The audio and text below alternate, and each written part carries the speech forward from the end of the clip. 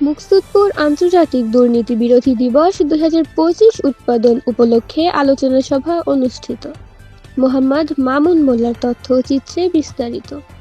দুর্নীতির বিরুদ্ধে তারুণ্যের একতা, গড়বে আগামীর শুদ্ধতা শীর্ষক আলোচনা সভার আয়োজন করা হয়। ৯ ডিসেম্বর সকালে মুকসুদপুর উপজেলা দুর্নীতি প্রতিরোধ কমিটি আয়োজন করেন।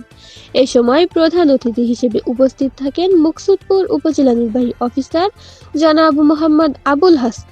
বক্তব্য রাখেন মুকসুদপুর উপজেলা স্বাস্থ্য কর্মকর্তা ডাক্তার রায়হান ইসলাম শোভন, মুকসুদপুর উপজেলা কৃষি কর্মকর্তা মোহাম্মদ মিজানুর রহমান, এসআই রাসেল খান, মুকসুদপুর প্রেস ক্লাবের সভাপতি মোহাম্মদ সিরু মিয়া, উপজেলা প্রেস ক্লাবের সভাপতি আমজাদ হোসেন আমদ, মুকসুদপুর রিপোর্টার্স ইউনিটির সভাপতি তরিকুল ইসলাম, সাংবাদিক মেহের মামুন সহ অনেকে।